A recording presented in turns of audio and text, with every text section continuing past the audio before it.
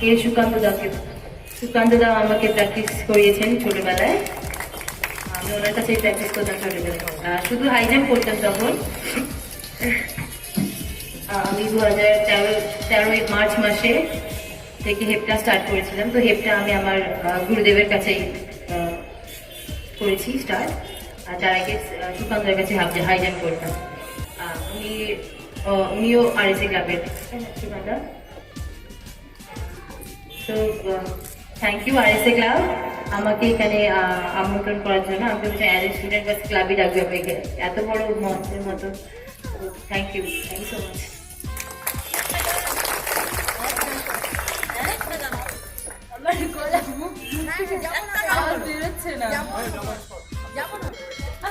আমি টাইম নিচ্ছি, এখন তো শেষ হচ্ছে না।